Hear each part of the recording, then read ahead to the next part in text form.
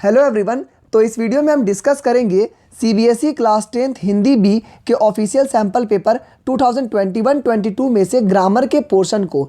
तो यहाँ पर हम सारे ग्रामर के व्याकरण के जो भी क्वेश्चंस पूछे गए थे सैम्पल पेपर में सभी को सॉल्व करेंगे, और वो भी बहुत सारे ट्रिक्स और कंसेप्ट्स के साथ। तो आप इस वीडियो को जब पूरा देख लेते हैं, बहुत सारे ट्रिक्स और कंसेप्ट सीख लेते हैं, तो बेशक आपको ग्रामर के क्वेश्चन सॉल्व करने में बहुत ज़्यादा मदद मिलेगी, और आप इन्हीं ट्रिक्स और इन्हीं कंसेप्ट्स को लगा करके सारे ग्रामर के क्वेश्चंस को आसानी से सॉल्व कर सकते हैं। तो बिल्कुल दोस्तों इस वीडियो को पूरा देखिएगा। हिंदी बी का ये वीडियो है जो कि आपका सैम्पल पेपर ऑफिशियल है, उसी को सॉल्व करेंगे ग्रामर के क्वेश्चन को। तो चलिए इस वीडियो को दोस्तों स्टार्ट करते हैं और सारे क्वेश्चंस को बहुत ही डिटेल्स में, ट्रिक्स में, कंसेप्ट्स में सभी को सीखते हैं, ताकि आने वाले एग्जामिनेशन में आप इन ट्रिक्स, इन कंसेप्ट्स को लगा करके अच्छा से अच्छा स्कोर कर सकते हैं।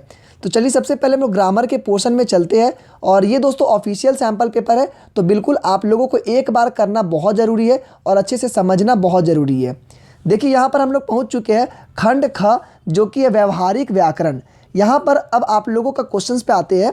देखिए सबसे पहले पूछा गया यहाँ पर 5 में से किन्हीं 4 को देना है। यहाँ पर जो क्वेश्चन है ये पदबंध से है, तो पदबंध में टोटल 5 में से आपको 4 क्वेश्चंस को सॉल्व करना है। चलिए अब क्वेश्चंस पे आते हैं। यहाँ पर देखिए पहला क्वेश्चन पूछा गया है, तंतारा की तलवार एक विलक्षण रहस्य थी, इसमें संज्ञा पदबंध छापती है। अब इसमें संज्ञा पदबंध क्या होना चाहिए? तो आपने अगर पदबंध का 50 MCQ का क्वेश्चन किया होगा तो आप देखते के साथ आंसर बना दिए होंगे। कुछ ट्रिक्स वाले वीडियो जो मैंने बनाए थे उससे भी देख करके आपने डायरेक्टली आंसर बना दिए होंगे। चलिए कोई बात नहीं, अभी भी मैं आपको सारे ट्रिक्स बता देता हूँ। यहाँ देखिए बोला है संज्ञा पदबंध छाटिए। संज्ञा मतलब क्या होता है? किसी का नाम, ठीक है, व्यक्ति, वस्तु, स्थान, जाति, किसी का नाम। अब देखिए यहाँ पर आपने नाम तो 2 ही जगह दिख रहा है, तंतारा दिख रहा है और यहाँ पे तलवार दिख रहा है। तो ये जो संज्ञा पदबंध के बारे में बात कर रहा है, तो ये पदबंध हो जाएगा तंतारा की तलवार। यहाँ पे तलवार के बारे में बात कर रहा है जो कि संज्ञा है, और ये तंतारा की तलवार है। तो ये एक साथ आप इसको पदबंध में क्या लिखेंगे? तंतारा की तलवार। तो प्रश्न संख्या 3 का आंसर हो जाएगा ख। यहाँ पे समझ में आ गया तंतारा की तलवार क्यों हुआ? क्योंकि संज्ञा पदबंध बोला और ये दोनों संज्ञा में ही आता है। लास्ट वर्ड पे ज़्यादातर आप फोकस करिएगा जब भी आपने अंडरलाइन किया है, तो लास्ट वर्ड में आपका तलवार है तो उस पर ज़्यादातर फोकस रखिएगा। आगे देखिए, कबूतर परेशानी में इधर उधर फड़फड़ा रहे थे। अब इधर उधर क्या होना चाहिए? ठीक है, इधर उधर क्या होना चाहिए? तो सेकेंड में देखिए यहाँ पे सबसे पहले तो आप एक बात को समझिए, फड़फड़ा रहे थे, इसका मतलब ये क्या है? ये एक क्रिया है, एक काम है, और ये जो इधर उधर फड़फड़ाना है ये काम का विशेषता बता रहा है। बात को समझिए, ये जो इधर उधर लिखा है वो किस चीज़ के बारे में बोल रहा है? ये फड़फड़ाने के बारे में बोल रहा है, यानी कि ये काम का विशेषता बता रहा है कि ये जो फड़फड़ा रहे किस तरह फड़फड़ा रहे? इधर उधर। कहाँ फड़फड़ा रहे? इधर उधर। इसका मतलब ये काम का विशेषता बता रहा है। और जब आप काम का विशेषता बताएगा तो आप क्या लिखेंगे? इसे क्रिया विशेषण पदबंध। क्रिया विशेषण काम का विशेषता बता रहा है। ध्यान दे रहे हैं, इधर उधर किसके बारे में बता रहा है? ये उड़ने का यानी फड़फड़ाने का, तो जो कि ये क्रिया है, तो क्रिया का विशेषण क्रिया विशेषण हो गया। ठीक है, आगे देखते हैं। बढ़ती हुई आबादी ने समंदर को पीछे सरकाना शुरू कर दिया। अब शुरू कर दिया यहाँ पर क्या हो रहा है? यहाँ पर एक काम हो रहा है, कर देना कोई काम है, कोई शक नहीं, यहाँ पे कर देना कोई काम है। अंडरलाइन क्या हुआ? तो जब काम होगा तो आप क्या लिखेंगे? क्रिया पदबंध। जब काम होगा तो क्रिया पदबंध, और अगर काम का विशेषता बताएगा तो क्रिया विशेषण पदबंध हो जाएगा। ठीक है, नेक्स्ट देखिए, तंतारा दिन भर अथक परिश्रम के बाद समुद्र के किनारे टहलने निकल पड़ा। अब देखिए परिश्रम के बाद, अब यहाँ पे चौथा नंबर में क्या होना चाहिए? अब ये जो लिखा हुआ है अथक परिश्रम के बाद, तो ये जो परिश्रम है ये क्या है? ये परिश्रम क्या है? काम है। ये परिश्रम जो है ये काम है, और ये कैसा काम है? इसकी विशेषता बता रहा है। विशेषता कैसे बता रहा है? अथक परिश्रम, भाई बहुत ज़्यादा परिश्रम किया, तो परिश्रम कैसा हुआ? बहुत ज़्यादा। तो जब काम का विशेषता बता रहा है, तो जब काम का विशेषता बताएगा तो क्या लिखेंगे? यहाँ पर काम का विशेषता बताएगा तो लिखेंगे क्रिया विशेषण पदबंध। ठीक है, क्रिया विशेषण क्यों हुआ? क्योंकि जो परिश्रम एक काम है और उसी का विशेषता बताया जा रहा है कि अथक परिश्रम, बहुत ज़्यादा परिश्रम, तो ये हो जाएगा काम का विशेषता, इसीलिए क्रिया विशेषण राइट आंसर होगा। देखिए ये सारे क्वेश्चंस आपके सीबीएसई के ऑफिशियल सैम्पल पेपर से, तो बिल्कुल आप इसका क्वेश्चन और आंसर भी मैच कर सकते हैं। यहाँ पर आपको बहुत डिटेल्स में समझाने की मैं कोशिश कर रहा हूँ। आगे देखिए, तंतारा एक नेक और मददगार व्यक्ति था। अब बात आपका ये है कि आप हमेशा अंडरलाइन किया हुआ चीज़ को देखिएगा। यहाँ व्यक्ति को मत देखिए, तंतारा को मत देखिए, सबसे पहले तो देखिए कि वो अंडरलाइन किया हुआ चीज़ क्या है। आपने 50 MCQ में एक ट्रिक दिखाए थे कि सबसे पहले तो आप अंडरलाइन किया हुआ चीज़ को देखिए और कोशिश करिए सबसे लास्ट वाला वर्ड को सबसे ज़्यादा फोकस रखने का। अब देखिए, तंतारा एक नेक और मददगार व्यक्ति था। अब नेक और मददगार क्या है? तो नेक और मददगार क्या है? ये तो इस व्यक्ति का विशेषता बता रहा है। नेक और मददगार इस व्यक्ति का विशेषता। देखिए, ये तो डायरेक्ट लिख सकते थे तंतारा एक व्यक्ति था, लिख सकते थे, लेकिन हम क्या लिखे? नेक और मददगार, यानी कि उसका विशेषता बताने की कोशिश किए। तो जब ये इस व्यक्ति का विशेषता बता रहा है नेक और मददगार, तो क्या हो जाएगा? ये हो जाएगा विशेषण पदबंध। फिफ्थ का हो जाएगा विशेषण पदबंध। ठीक है, आगे नेक्स्ट क्वेश्चन पे आते हैं। निम्नलिखित 5 भागों में से किन्हीं 4 प्रश्नों के उत्तर दीजिए। अब यहाँ पर क्या है? वाक्य से पूछा गया है। यहाँ पर आपसे पूछा गया रचना के आधार पर वाक्य से, रचना के आधार पर वाक्य से क्वेश्चन पूछा गया। इसमें भी आपको क्या करना है? 5 में से 4 को करना है। चलिए देखते हैं अब कैसे क्वेश्चन को करना है। यहाँ पर क्या क्वेश्चन पूछा गया है? बड़े भाई साहब ने भी उसी उम्र में पढ़ना शुरू किया था जब मैंने शुरू किया था। अब देखिए ये कैसा वाक्य होना चाहिए। बहुत कन्फ्यूजन लग रहा होगा बच्चों को, लग रहा होगा इतना लंबा वाक्य है, इसमें कैसे लिखेंगे। अब आपको मैं सबसे पहले तो समझा देता हूँ। सरल वाक्य मतलब एक सिंपल सेंटेंस, एक ही सेंटेंस होगा। संयुक्त वाक्य में क्या होगा? 2 सेंटेंस होगा, बीच में रहेगा और, अथवा, किंतु, परंतु। ठीक है। मिश्र वाक्य में क्या होगा? मिश्र वाक्य में एक वर्ड यहाँ पे होगा, एक सेंटेंस होगा, फिर वर्ड होगा, फिर सेंटेंस होगा। और ये वर्ड कैसा होगा? ज्यों त्यों, जैसे तैसे, जब तब, जो तो, ऐसे करके पेयर में रहेगा। ठीक है। अब चलिए अब हम देखते हैं इसका आंसर क्या होगा। बड़े भाई साहब ने भी उसी उम्र में पढ़ना शुरू किया था जब मैंने शुरू किया था। यहाँ पे और, अथवा, किंतु, परंतु 2 तो सेंटेंस दिखा नहीं, संयुक्त को बिल्कुल हटा दीजिए। मिश्र वाक्य में आपको क्या बोले? एक वर्ड यहाँ होगा, एक वर्ड यहाँ होगा, दोनों एक दूसरे को क्या बोलेगा? कंपेयर, पेयर में आता है, तो पेयर में तो नहीं आया है। बड़े भाई साहब ने, ऐसे होता कि जब उसने पढ़ना शुरू किया तब मैंने शुरू किया, ऐसे रहता। जब तब का अगर ये कंसेप्ट रहता दोनों का, तब आप लिख सकते थे मिश्र वाक्य, लेकिन यहाँ पे तो जब तब का है नहीं, ये सिर्फ एक सिंगल सेंटेंस लिखा हुआ है, तो यहाँ पे हम क्या लिखेंगे? सरल वाक्य। ठीक है। आगे क्वेश्चन बनाएंगे तो आपको और भी आसानी से समझ में आ जाएगा। वामीरो कुछ सचेत हुई और घर की तरफ दौड़ी। अब देखिए यहाँ पे इस संयुक्त वाक्य को परिवर्तित करने में सरल वाक्य क्या होगा? अब एक चीज़ देखिए, वामीरो कुछ सचेत हुई और घर की ओर दौड़ पड़ी। आपको बताते हैं यहाँ पे और रहेगा, 2 सेंटेंस रहेगा, तो क्या होता है? संयुक्त वाक्य। लिखा हुआ भी है संयुक्त वाक्य है। अब इसे सरल वाक्य में करना है, यानी कि हमको और हटा देना है। तो सेकंड का क्या होना चाहिए? यहाँ पर देखिए, यहाँ पे देखिए सेकंड में, वामीरो कुछ सचेत होने पर घर की तरफ दौड़ी। देखिए तो एक सेंटेंस में लिखा हुआ है ना, बात वही है, बस लिखने का तरीका बदल गया। बात वही है, लिखने का तरीका बदल गया। ठीक है। अब यहाँ पे देखिए, यहाँ पे तथा लगा हुआ है, तो इसको बिल्कुल हटा देंगे। 2 अलग अलग सेंटेंस को बीच से तथा से जोड़े हैं। उसके बाद देखिए वामीरो कुछ सचेत हुई, और ये भी देखिए 2 सेंटेंस बीच में और लगा हुआ है, ये भी हट गया। उसके बाद जैसे ही वामीरो हुए वैसे ही। अब देखिए जैसे वैसे का कंसेप्ट आ गया, ये तो मिश्र वाक्य में हो गया। आपको बताए ना, आप बहुत ही आसानी से कर लेंगे। इस वीडियो को बस आप ध्यान से देख लेते हैं तो मैं पूरी गारंटी के साथ कहता हूं कि आपसे वाक्य में तो गलती होने का कोई सवाल ही नहीं उठता है। वाक्य में कोई गलत नहीं होगा। देखिए समझ में आ गया ना किस तरह से मैं छाट दिया, जैसे वैसे मिश्रे में चला गया। यहाँ देखिए 2 सेंटेंस बीच में और है, ये भी नहीं हो पाएगा क्योंकि ये संयुक्त में हो जाता है। 2 सेंटेंस बीच में तथा है, ये भी संयुक्त वाक्य में आता है। लेकिन ये देखिए सेंटेंस आपका ग नंबर बिल्कुल करेक्ट हो जाएगा, ये आपका हो जाएगा सरल वाक्य। ठीक है, आगे देखते हैं। निम्नलिखित वाक्यों में मिश्र वाक्य है। मिश्र वाक्य का क्या कंसेप्ट बताए थे आपको हम? एक वर्ड यहाँ, सेंटेंस, वर्ड, सेंटेंस, ये दोनों पेयर में। और एक और चीज़ याद रखिएगा, मिश्र वाक्य में छोटी की आता है, ये एक्सेप्शन है। ये वाला ये जो कंसेप्ट है ये तो हमेशा काम करेगा, लेकिन छोटी की भी आता है, तो रट लीजिएगा, छोटी की भी मिश्र वाक्य में आता है, तो इसको कोई आप छोड़ने की ज़रूरत नहीं है। चलिए अब देखते हैं। यहाँ पे देखिए मेरे, यहाँ पे क्वेश्चन नंबर 3 कर रहे हैं हम लोग।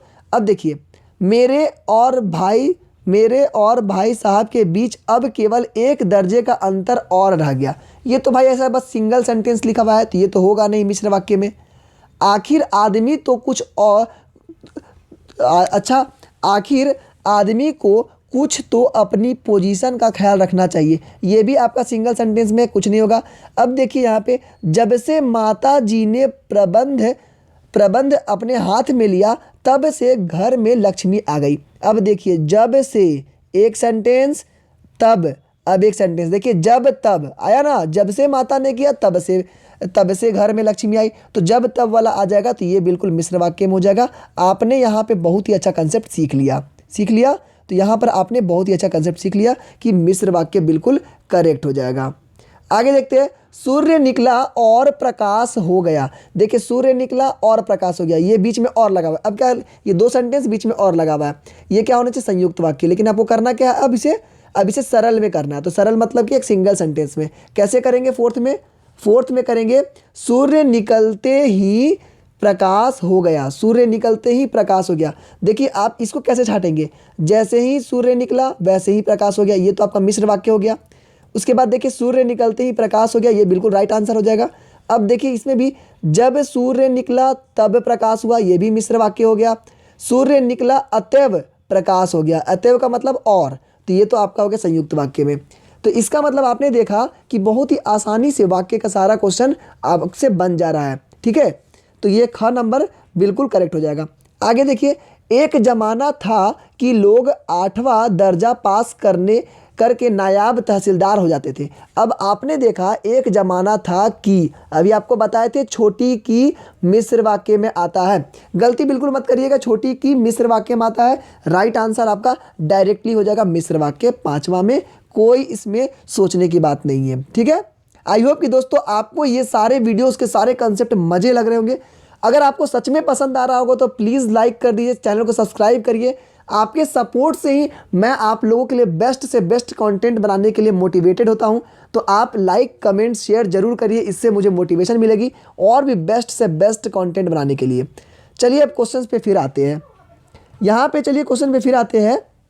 यहाँ देखिए, निम्नलिखित 6 भागों में से किन्हीं 4 के प्रश्नों दीजिए। फिर देखिए, 6 में से 4 को देना है। ये टोटल ये किसका क्वेश्चन है, ये अभी आपका समास का क्वेश्चन है। ये किसका है, समास का क्वेश्चन। कैसे बनाएंगे, अब चलिए देखते हैं। देखिए, यहाँ पे गुरु दक्षिणा शब्द से समास विग्रह का चयन करिए। आपको बताए थे कि जब भी समास का क्वेश्चन आए तो ये जो वर्ड है इसको विग्रह करना होगा, दोनों को तोड़ना होगा। तो जिस तरीके से आप तोड़ते हैं उसी तरीके से आपका आंसर निकलता है। तो जितना अच्छे से आप इसको कंसेप्ट को समझिएगा, आप अच्छा स्कोर कर लेंगे। देखिए, क्वेश्चन क्या है, गुरु दक्षिणा। अब इसको करेंगे कैसे, सबसे पहले तो उसको तोड़ने की कोशिश करिए। तो यहाँ पर गुरु दक्षिणा के लिए क्या हो जाएगा, अब भाई गुरु दक्षिणा का मतलब क्या होता है, गुरु के लिए दक्षिणा ना, गुरु से तो दक्षिणा आप तो नहीं लीजिएगा, गुरु का दक्षिणा आप सोच सकते हैं, लेकिन ओरिजिनली में ये जो दक्षिणा है ये गुरु के लिए दक्षिणा है। गुरु दक्षिणा मतलब होता है गुरु के लिए दक्षिणा।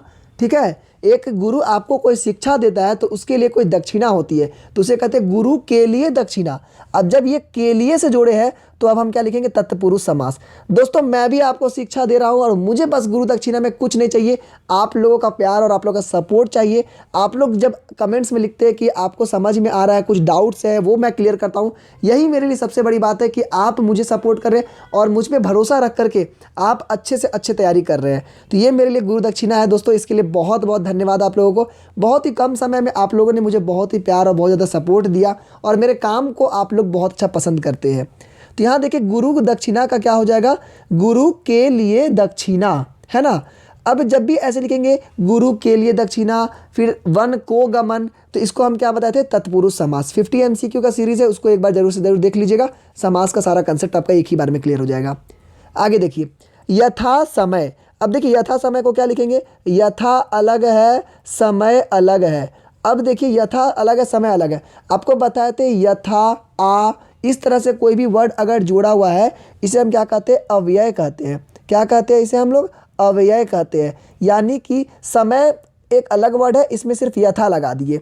जैसे जन्म, ये मरण लिखा हुआ, मान के चलिए मरण लिखा हुआ है, आप क्या किए, आ लगा दिए, तो आ मरण बन गया। तो ये आ क्या है, अव्यय है। तो आपको बताए थे अव्यय वाला सारे कंसेप्ट, तो यहाँ पर आप क्या लिखेंगे, अव्ययी भाव समास। ठीक है, यहाँ समय अलग था, यथा लगा दिए बस।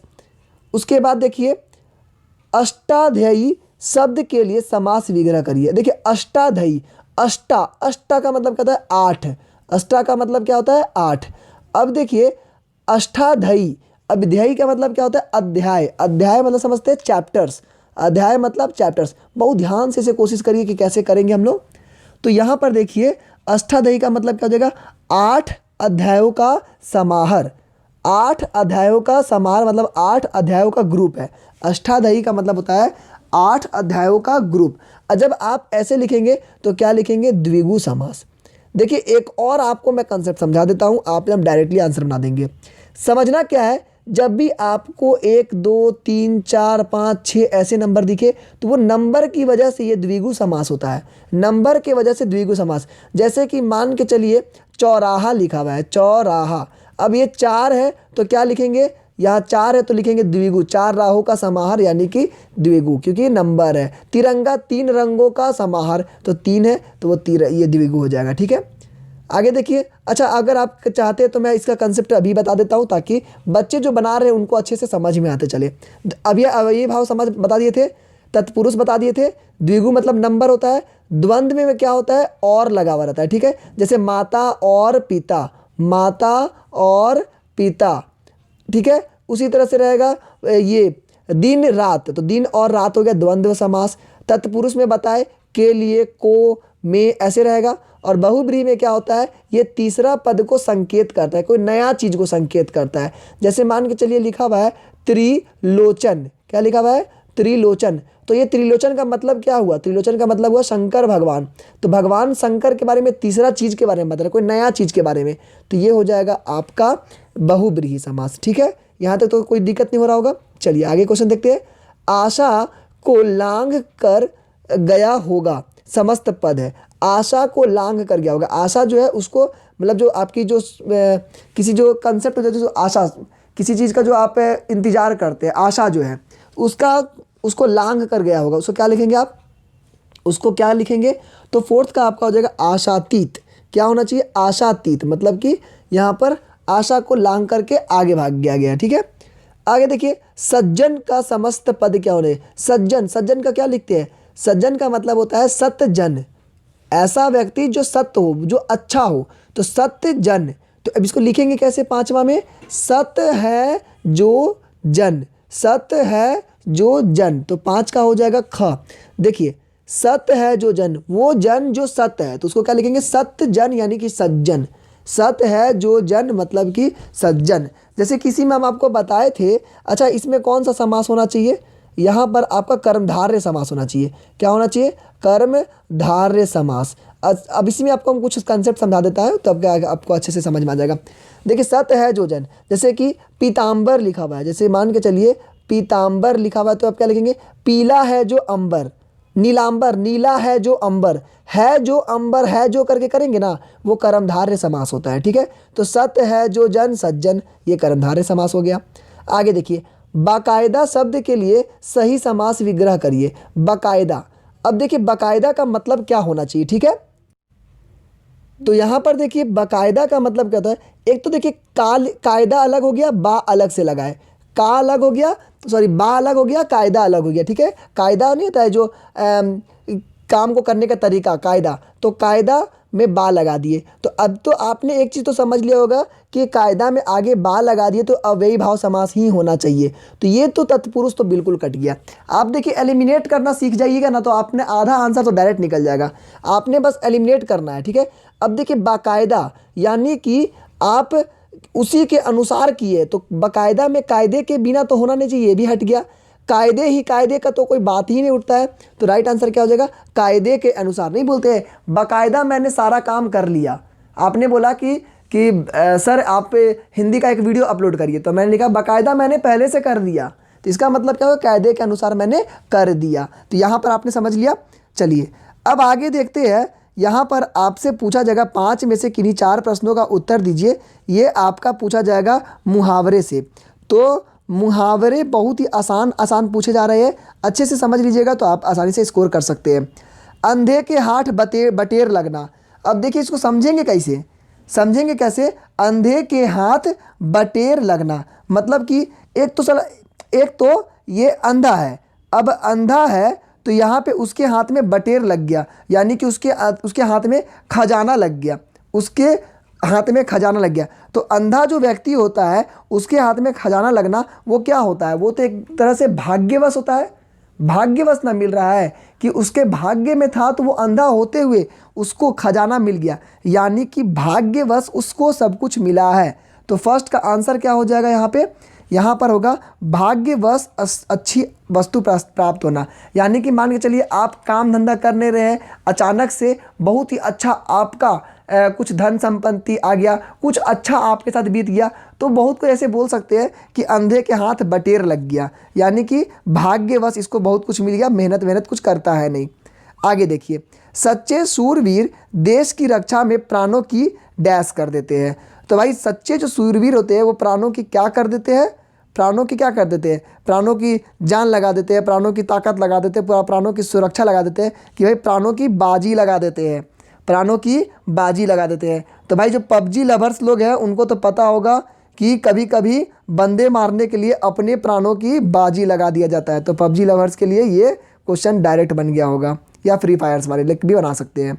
आगे देखिए, गागर में सागर भरना। गागर में सागर, अब देखिए तो गागर है, छोटा सा गागर, उसमें पूरा सागर पूरा समुंदर भरने की आप कोशिश कर रहे हैं। तो इसका मतलब क्या हो रहा है, गागर में सागर भरने की आप कोशिश कर रहे हैं, तो इसका मतलब है बहुत छोटा चीज़ में बहुत सारा चीज़ को आप डालना चाह रहे हैं, यही बात ना है। तो थोड़े में बहुत कुछ कह देना।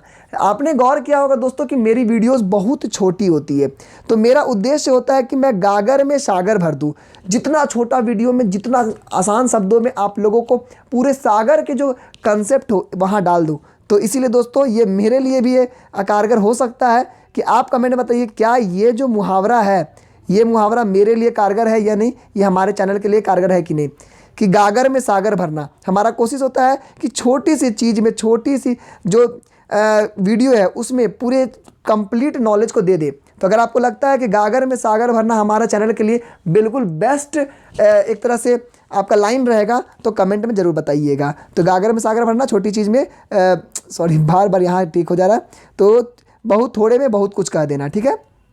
आगे देखिए, कभी नौकरी ढूंढने निकलोगे तो डैश। अब देखिए बहुत अच्छा क्वेश्चन है, कभी नौकरी ढूंढने निकलोगे ना तब पता चलेगा, क्या पता चलेगा, तब पता चलेगा आटे चावल का भाव। घर वाले तो बहुत बार बोलते होंगे कि भाई कि अभी तो कर ले जितना नहीं पढ़ना मत पढ़ ले, जिस दिन बड़ा होगा ना तब पता चलेगा आटे दाल का भाव, जब कमाने लगेगा ना तब पता चलेगा आटे दाल का भाव। तो ये जो लाइन है घर वाले से तो आप बार बार सुनते होंगे, कुछ बच्चे तो मैक्सिमम बार सुनते होंगे। तो जो सुनते होंगे वो भी कमेंट में बताएं कि किसने किसने ये लाइन अपने घर में सुना है, कि जब बड़ा होगा, जब कमाएगा ना तब आटे दाल का भाव मालूम होगा। ये जिसने जिसने सुना है कमेंट में ज़रूर लिखिएगा कि मैंने ये वाला जो सेंटेंस सुना है, यस ज़रूर कमेंट करिएगा, तब मुझे पता चलेगा कि किसके किसके फैमिली वाले ये चीज़ बोलते हैं कि भाई आटे दाल का भाव मालूम होगा जब कमाएगा। तो चलिए आगे का क्वेश्चन पे आते हैं।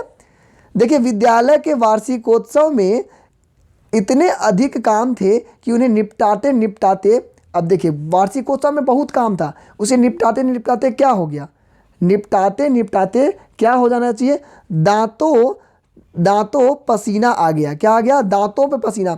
देखिए क्या हो गया कि बहुत काम होने की वजह से अब जनरली तो आदमी को क्या होता है, शरीर में पसीना आता है, बॉडी में आता है, लेकिन इतना काम था कि दांतों में पसीना आ गया, मतलब कि कुछ ज़्यादा ही उसमें थक गया। तो ऐसे जब काम आप करेंगे, जब आप ऐसी पढ़ाई करेंगे कि आपके दांतों में पसीना आ जाए, तो आप बेशक ही आप अच्छा स्कोर करेंगे, 95 स्कोर करेंगे, 98% स्कोर करेंगे, कोई नहीं रोक सकता है। तो आपको मेहनत इतनी करनी है कि दांतों में पसीना आ जाए। जिसके जिसके दांतों में पसीना आ गया होगा वो कमेंट करे, और जिन्होंने ऐसा ठान लिया है कि आज से इसी वक्त से मैं मेहनत करूंगा कि मेरे भी दांतों में पसीना आ जाए, वो उनके लिए भी एक लाइक ज़रूर बनता है। तो दोस्तों उम्मीद करते हैं कि आपको ये इंटरेस्टिंग वीडियो बहुत ही मज़ेदार लगा होगा और सारे कंसेप्ट से ट्रिक्स आपको अच्छे से समझ में आ गए होंगे।